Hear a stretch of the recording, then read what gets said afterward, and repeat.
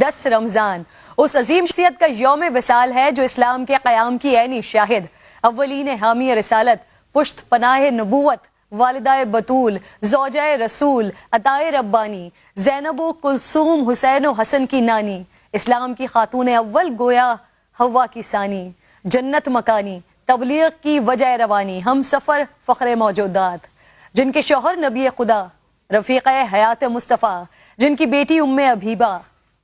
داماد شیر خدا، توقیر چوکھٹے سردار الانبیاء، طاہرہ پارسا کوہ وجود و سخا، منبع پارسائی و تقوی، ناصرہ محسنہ خاتون حجاز، عقیلہ قریش، محسنہ اسلام، ملکۃ العرب، خدیجۃ الکبریٰ رضی اللہ تعالیٰ عنہا، جن پر آسمان سے سلام اترا، بغیر کسی توقف کے ایمان لانے والی، راہ تبلیغ میں ساتھ بٹانے والی، محبوب خدا کی دل جوئی کرنے والی، مصطفیٰ کے زخموں کی شاہد، امت کے غم سے بوجھل قلب مصطفیٰ کی تسکین کا سبب بننے والی، آپ کے گھر کو مسکن ترویج دین بنانے والی، پاک اولاد کے ذریعے طعنہ ابتر سے بچانے والی، وہ زوجہ جنہوں نے آپ صلی اللہ علیہ وآلہ وسلم کی رفاقت میں سب سے زیادہ عرصہ گزارا، 25 سال آپ کی خدمت اقدس میں وقف کیے سال گزارے، آپ کی موجودگی میں نبی کریم صلی اللہ علیہ وآلہ وسلم نے دوسری شادی نہیں کی، آپ نے اپنے چچا زاد بھائی ورقہ ابن نوفل سے سرکار دو عالم صلی اللہ علیہ وآلہ وسلم کے فضائل و کمالات سنے، علماء و یہود و نصارہ سے آپ کی نبوت و رسالت کے بارے میں خبریں آپ تک پہنچیں، اور پھر آپ کے قلب مبارک میں عشق مصطفیٰ صلی اللہ علیہ وآلہ وسلم کی جو تپش پیدا ہو چکی تھی، سفر تجارت میں اپنے غلام کے ذریعے حضور کے اخلاق حمیدہ اور معجزات کو سن کر ان میں مزید اضافہ ہوتا گیا، آپ فراق رسول میں آنسو بہاتی، بے قرار رہتی، عشق ایمان بن گیا، اور پھر اسی تڑپ نے آپ کو شریک حیات سردار الانبیاء بنا دیا،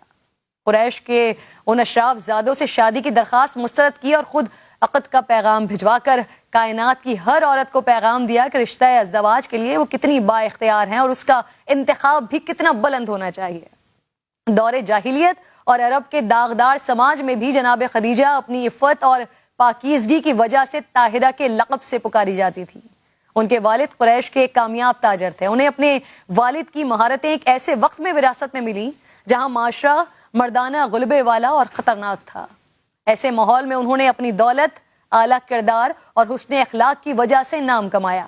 سیرت خدیجہ ہمیں سبق دیتی ہے کہ کامیابی دھوکہ دہی اور بے ایمانی کے بغیر بھی حاصل کی جا سکتی ہے۔ دوسرا سبق جو خاص طور پر خواتین کے لیے ہے کہ خوفزدہ کرنے والے عوامل کی پرواہ نہ کرتے ہوئے مقام و مرتبہ کیسے پایا جاتا ہے۔